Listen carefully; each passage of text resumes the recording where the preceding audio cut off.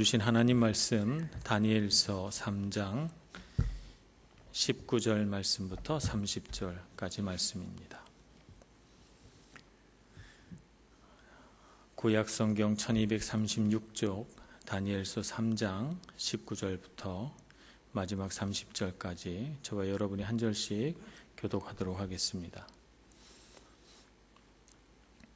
느부갓네살이 분이 가득하여 사드락과 메삭과 아벳느고를 향하여 얼굴빛을 바꾸고 명령하여 이르되 그 풀무불을 뜨겁게 하기를 평소보다 7배나 뜨겁게 하라 하고 군대 중 용사 몇 사람에게 명령하여 사드락과 메삭과 아벳느고를 결박하여 극렬히 타는 풀무불 가운데에 던지라 하니라.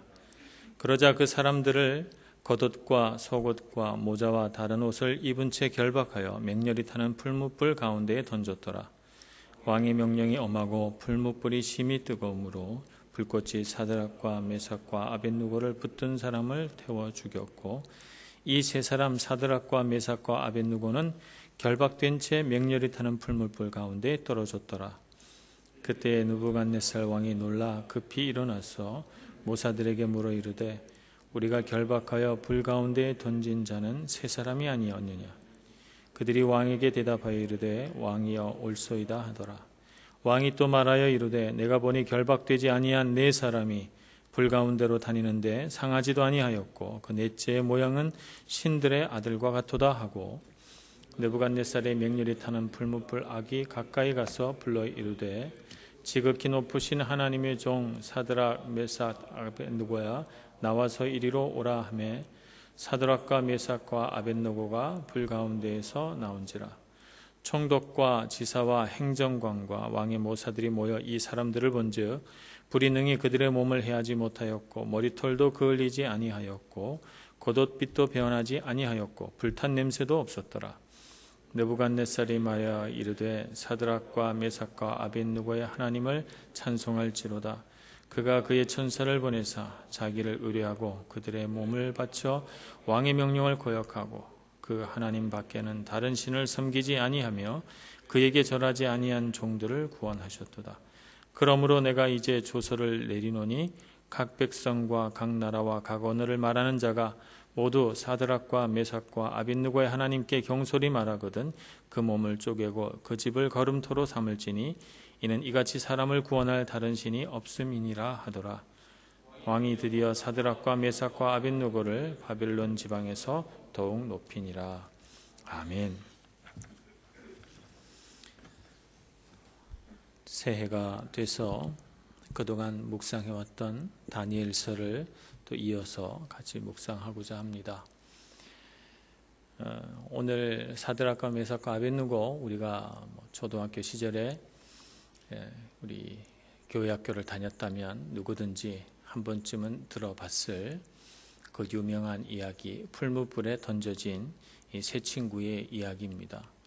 사실 이 세 친구가 풀무불에 떨어지지 않아도 될 만큼 충분히 그들이 왕의 신임을 얻었고 또 지방 행정장관으로서 아무 부족한 것이 없었는데 사실 그들에게는 시험이 아닌 시험 하나가 찾아왔죠. 그것이 바로 금으로 만든 신상에 절을 하라라고 하는 것입니다. 우리 인생에는 한 세 가지 정도의 위기가 있다 이렇게 말할 수가 있습니다. 위기를 여러 가지 어떤 기준으로 정의를 해볼 수가 있겠습니다만 이렇게 한번 정의를 해보면 어떨까요? 스스로 자초하는 위기. 예를 들자면 삼손이 그 여자친구를 잘못 사귀어서 아내를 잘못 맞아서 생긴 위기가 있잖아요. 이런 것은 어떤 자기의 죄나 연약함으로 생겨난 위기입니다. 이것을 이제 자초하는 위기다 이렇게 말합니다. 그런가 하면 우리가 다른 사람들 때문에 겪는 위기가 있어요. 그런 위기를 성경 가운데서 찾아보자면 그 바울과 실라가 옥에 갇힌 사건 같은 것을 예로 들 수가 있습니다. 귀신 들려서 점치는 여종 하나를 발견했는데 좋은 마음으로 그 여종을 고쳐줬거든요.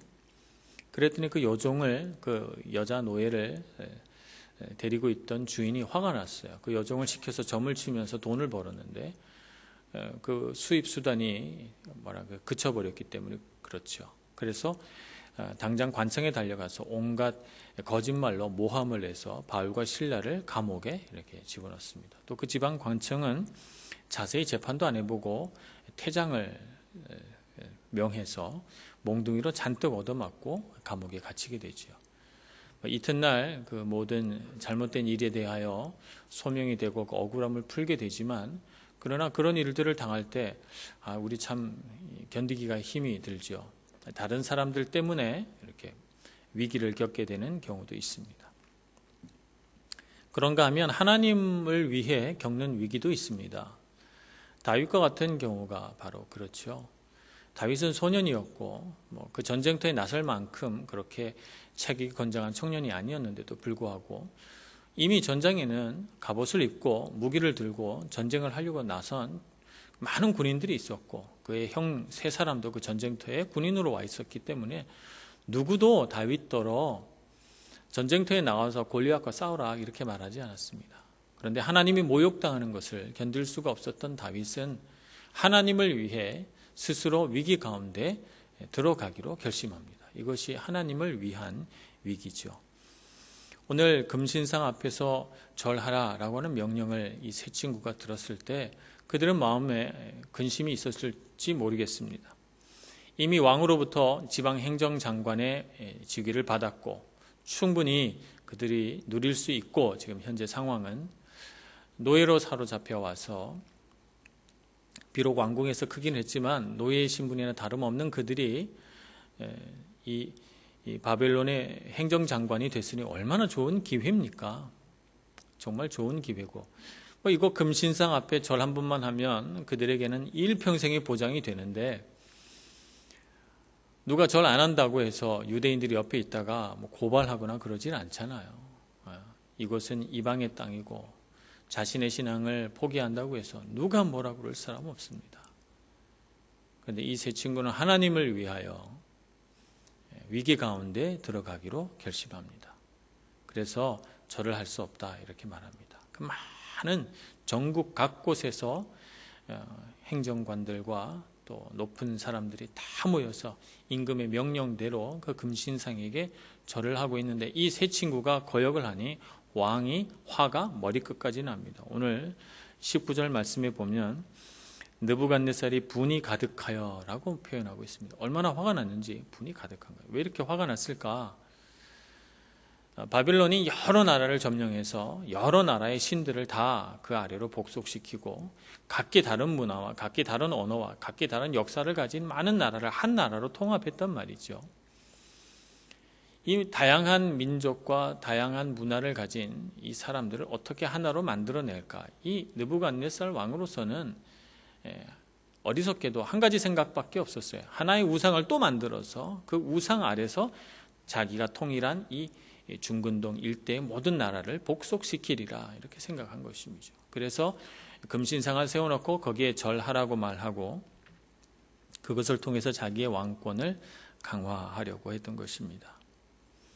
그러나 그것에 정면으로 도전장을 던진 이 세 친구, 왕으로서는 정말 화가 나고 이 세 친구에 대한 이 왕의 어떤 분이 폭발할 수밖에 없는 그런 상황이라고 보여집니다.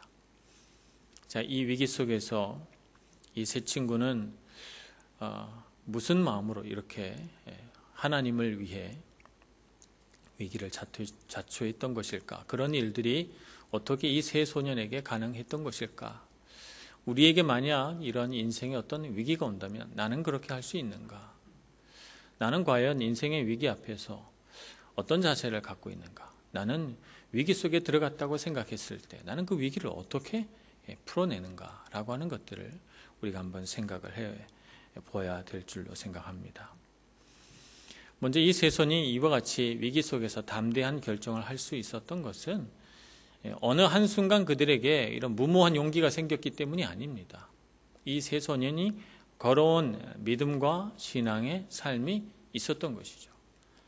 바탕이 없이 어느 날 갑자기 사람이 휙 변하지 않습니다. 사람은 그 사람이 현재에 있기까지 무언가 이 현재를 만들어낸 토대가 있다는 것이죠. 그 토대를 결코 무시해서는 안 됩니다.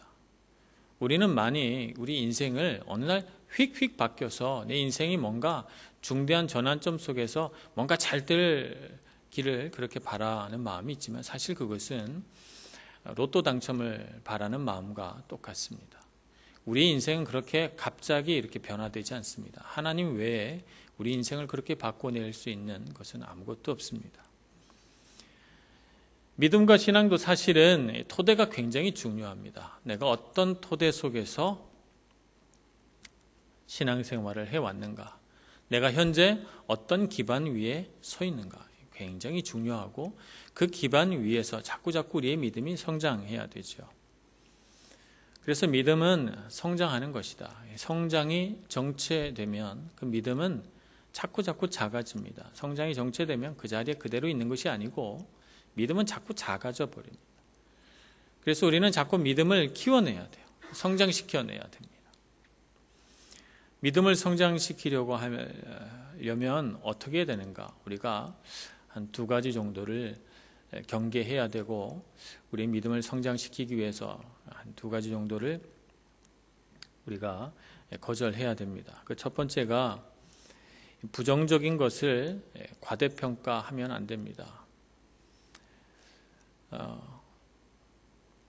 요즘 일루미나티 그렇게 해서 이렇게 사람 눈 이렇게 전시안이라고 해서 사람 눈 크게 그려놓고 그것 때문에 굉장히 무서워하는 분들이 계시고 또 프리메이슨이라고 하는 이런 단체 또 그뿐만 아니라 적그리스도가 곳곳에 출현해서 우리가 알지도 못하는 사이에 우리를 위협하고 우리의 일상생활을 파고들어서 우리로 하여금 계속해서 우리의 어떤 삶의 어떤 부분을 나도 모르는 사이에 빼앗아가고 있다 이렇게 우리가 생각을 하지만 부정적인 것을 너무 이렇게 과대 포장을 하게 되면 오히려 우리의 믿음을 방해하게 됩니다. 우리의 믿음이 자라나지 못하게 됩니다.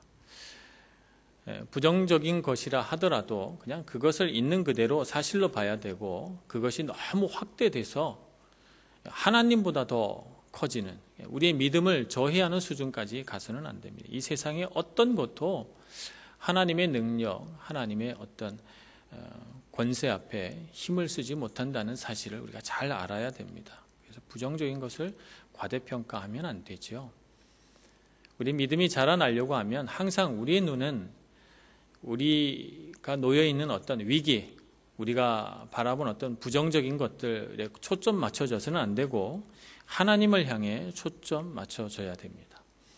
하나님이 얼마나 크신가, 하나님이 얼마나 능력이 많으신가, 하나님은 얼마나 광대하신가, 하나님은 얼마나 자애로우신가.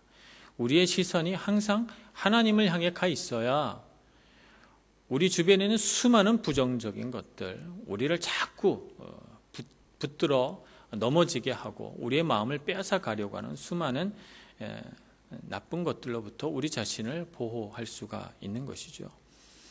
근데 자꾸 사탄은 우리 마음속에 들어와서 부정적인 것들을 확대 재생산해서 자꾸 커지게 만들려고 하는 그런 일들을 합니다.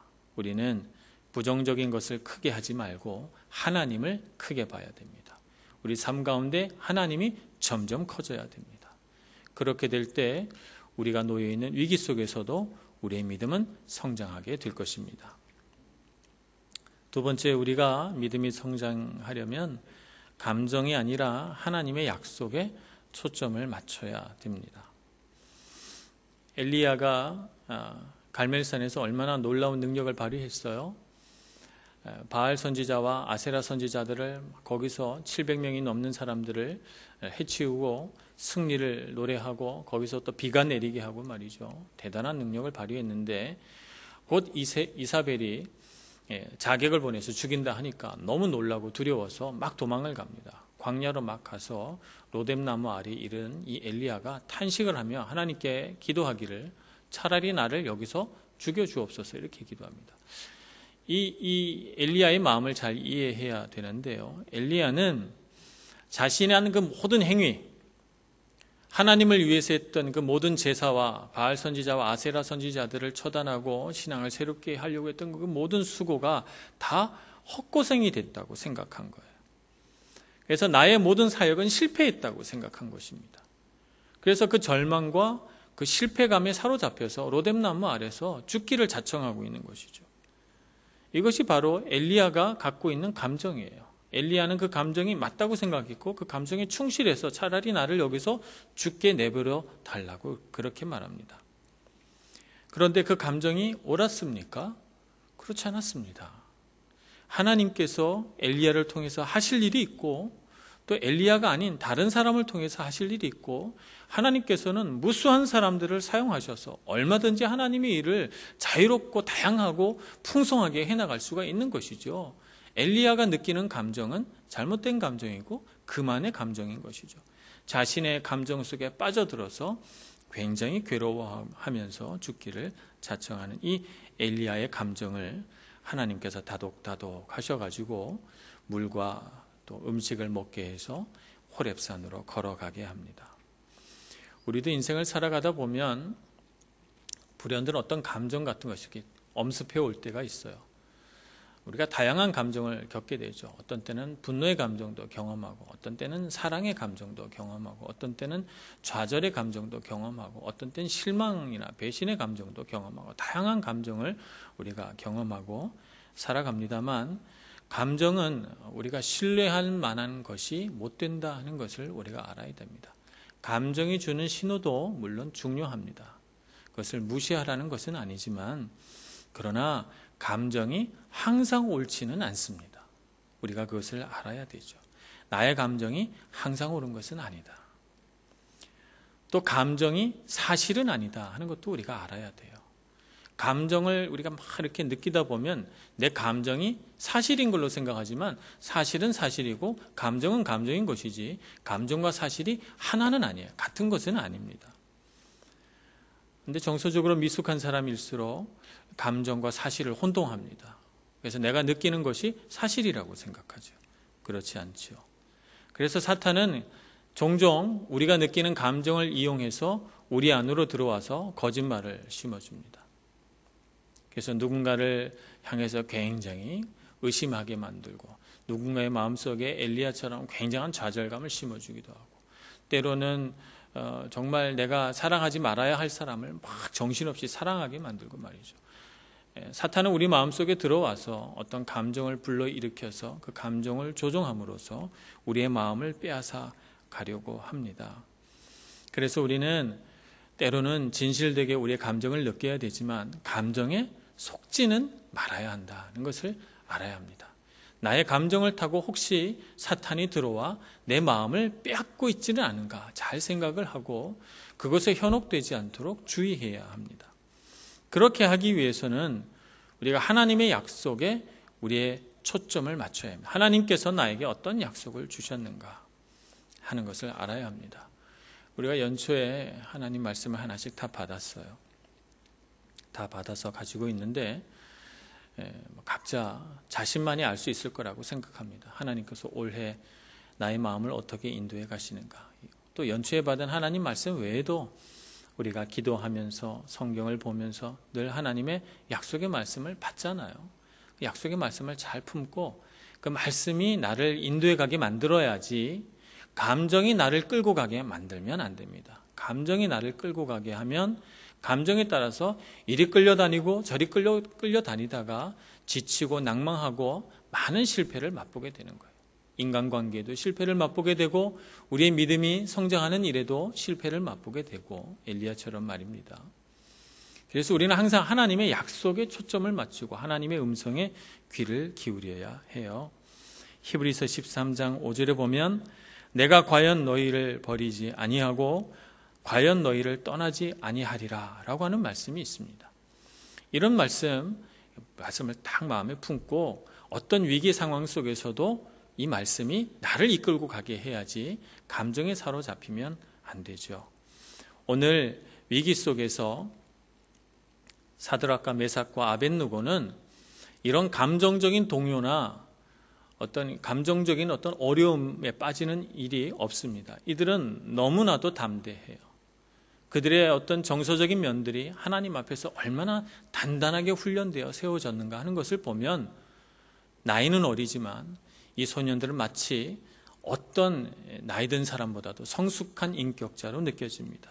우리 오늘 19절 바로 앞에 있는 18절 말씀에 보면 하나님께서 분명히 왕의 손에서 우리를 건져내시겠고 18절 그렇게 하지 아니하실지라도 왕이여 우리가 왕의 신들을 섬기지도 아니하고 왕이 세우신 금신상에게 절하지도 아니할 줄을 아옵소서 이렇게 말합니다.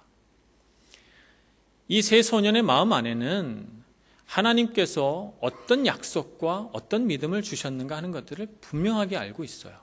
그래서 그 마음속에 두려움이 요동치지도 그 마음속에 어떤 좌절감이나 이런 것들이 요동치지도 아니하고 하나님 앞에서 대단히 평안한 것을 보게 됩니다. 우리의 믿음이 성장해 가려면 위기 속에서 이렇게 우리의 감정들이 다루어져야 합니다. 그래서 단단한 기반 위에 있을 때 우리는 정서적으로도 믿음 있는 사람, 성숙한 사람이 되어 나갈 줄로 믿습니다. 우리가 위기 가운데 있을 때 또 구해야 할 것이 있는데 하나님의 임재를 구해야 합니다. 우리는 하나님을 볼 수 없지만 그러나 하나님은 우리를 보십니다. 그걸 꼭 알아야 됩니다. 우리는 어리석게도 우리가 하나님을 보지 못하니까 하나님도 우리를 보지 못할 거라고 생각을 해요. 마치 어린아이들이 숨바꼭질 할 때 의자 밑에 머리만 숨기고 다 숨었다고 생각하는 것처럼 내가 안 보이면 상대방도 나를 못 볼 거라고 생각하는 것이죠. 그렇지 않습니다. 우리는 하나님을 보지 못하지만 하나님은 우리를 보십니다. 어떤 순간에도 우리를 지켜보고 계십니다. 우리는 하나님으로부터 멀리 떨어져 있다고 생각을 합니다. 그래서 하나님 왜 나를 홀로 둡니까? 하나님 왜 이런 위기 상황에서 나를 홀로 두고 계십니까? 나로 하여금 왜 이런 위기를 겪게 하십니까?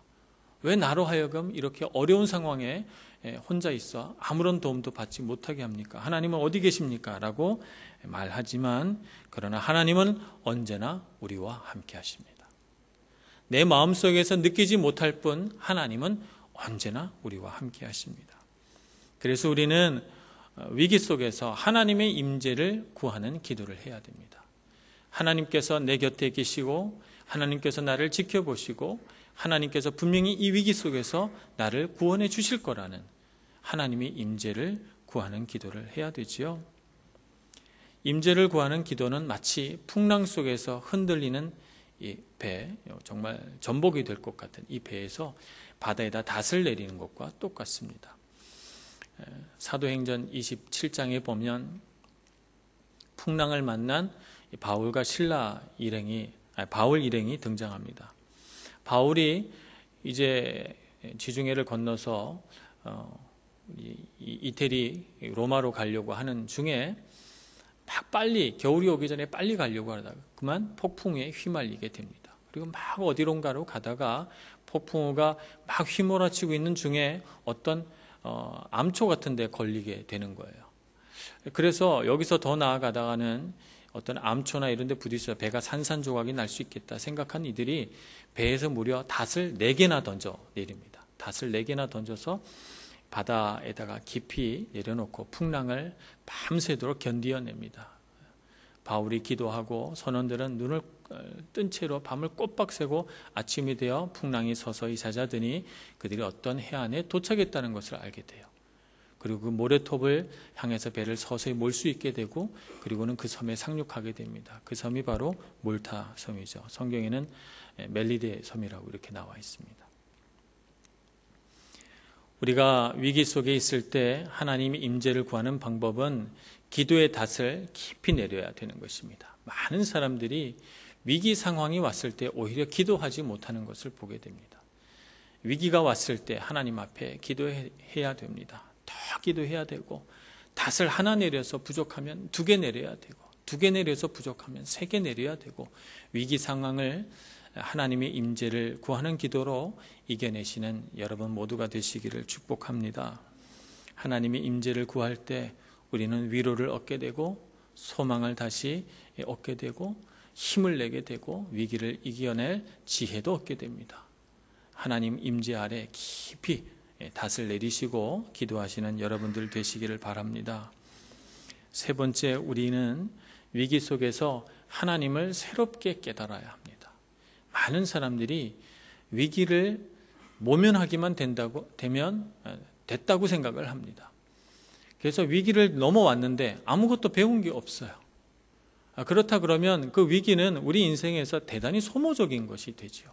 우리의 기력과 우리의 정신력과 우리의 모든 삶의 에너지를 빼앗아 갔을 뿐 아무것도 내가 거기서 배운 것이 없다면 그러면 위기는 피해야 되지, 우리가 위기 속에 들어갔다는 건 불행일 뿐이죠. 그런데 그렇지 않습니다. 하나님은 우리에게 위기를 주심으로써 위기 속에서 하나님을 새롭게 알고 위기를 통해서 우리의 믿음이 성장하게 되고 위기를 통해서 하나님께 더 가까이 나아가는 법을 배우게 해주십니다. 그러므로 우리는 위기를 지날 때 반드시 하나님을 새롭게 깨달아야 되고 하나님에 대해서 내 삶에 관해서 우리가 배운 것이 있어야 합니다. 위기를 겪었던 엘리야는 물을 마시고 음식을 먹고 힘을 내서 호렙산으로 갑니다. 호렙산에서 세미한 음성 속에 나타나시는 하나님을 경험하게 되죠. 하나님은 어떤 분이신가? 그의 하나님을 향한 지식이 새로운 지평이 열려집니다. 위기를 겪은 삼손, 이 삼손은 하나님만이 영광 받으실 분이고 나에게 능력 주신 분이 내 앞에서 이렇게 모욕당할 수는 없다, 이렇게 생각한 삼손은 자기의 머리털이 길러지는 것을 기다려서 자기의 목숨을 다해서 하나님을 비웃고 조롱하는 이들을 모두 파묻어 버립니다. 위기를 겪은 다윗은 그 위기 속에서 더욱 용맹하고 지혜로운 사람이 돼서 수많은 위기를 넘어가면서 왕으로서 그가 배워야 할 많은 것들을 배워갑니다. 사람을 다루는 능력, 전쟁에서 작은 숫자로도 승리할 수 있는 능력, 위기 속에서 하나님께 먼저 의지하고 구하는 능력, 이런 것들을 그 수많은 위기 속에서 배워내서 그가 왕이 되었을 때 다른 어떤 왕들에 비해서 조금도 부족함이 없는 최고의 왕이 되는 것입니다. 오늘 위기를 겪는 다니엘의 세 친구를 보게 됩니다. 그들은 불에 던져져서 불 속에 있습니다. 하나님께서 그들을 조금도 다치지 않게 해주셨어요. 그런데 그들은 그곳에서 누구를 만납니까? 하나님의 사자를 만납니다. 천사와 같이 거닙니다. 어떤 목사님은 예수님이 내려오셨다, 성령님이 내려오셨다, 아니다 그냥 천사다, 여러 가지 학설이 있습니다만 누군지는 이 세 친구들밖에 알 수 없어요. 그러나 분명한 것은 하나님께서 그들에게 하나님의 사자를 보내주셨다는 거예요. 그들이 그 불 속에서, 타는 듯한 불 속에서 하나님을 향한 놀라운 지식과 경험을 하게 돼요. 이런 경험을 하게 된 사드락과 메삭과 아벳느고가 인생을 살아가면서 이런 위기가 또 온다고 했을 때 얼마나 담대하겠습니까? 얼마나 용감하겠습니까? 그들이 인생을 얼마나 더 멋지고 용감하고 지혜롭게 살아갔겠습니까? 하나님을 향해 배운 것이 있어야 합니다. 새롭게 깨달은 것이 있어야 합니다. 그래서 우리는 하나님께 새롭게 배우기 위해서 위기 속에서 늘 질문해야 됩니다. 하나님, 제가 무엇을 배우기 원하십니까? 제가 하나님께 더 가까이 나아갑니다. 하나님께서 제게 들려주실 말씀이 있으시면 지체 없이 말씀해 주시고 내가 배워야 할 것이 있다면 꼭 배우면서 이 위기를 지나가게 해 주옵소서, 이렇게 기도해야 됩니다. 위기는 지나갔는데 아무것도 배운 것이 없다면 그러면 참 우리 인생에 있어서 위기는 속절없는 것이고 참으로 위기를 지나고 나서 위기는 끝났지만 우리는 허탈하고 허무하게 될 것입니다. 그러니 하나님 앞에서 열심히 배우시고 새롭게 깨달으시고 내가 지금까지 알고 있고 배운 하나님이 전부가 아니라는 사실을 알아야 합니다. 하나님에 대해서 우리가 배울 것은 너무너무 많습니다. 끝이 없습니다. 그러니 위기 하나 지나갈 때마다 하나님에 대하여 우리 인생에 대하여 하나씩 하나씩 더 배워가셔서 풍부하시고 능력 많으시고 지혜로우시고 어미하신 하나님을 자꾸자꾸 배워가시는 여러분 모두가 되시기를 간절히 축원합니다. 기도하겠습니다. 은혜가 많으신 하나님 아버지, 인생의 위기를 겪으며 주님 앞에 더욱 겸손해지기를 소망합니다. 우리의 삶을 붙드시고 인도해 가시는 하나님을 더욱 잘 알며 하나님께서 이 위기를 통해서 우리를 어떻게 인도하시는지 똑똑히 볼 수 있게 하여 주시옵시고, 우리의 연약함과 죄로 이 위기에 대하여 반응하지 않게 해주시고 오직 믿음으로 반응하고 기도로 주님 앞에 나아가서 위기 속에서 다윗과 같이 영그러지고 엘리야와 같이 완성되어 가고 다니엘의 세 친구와 같이 믿음의 용사로 자라나는 저희들 다 되게 하여 주시옵소서. 예수님의 이름으로 기도합니다. 아멘.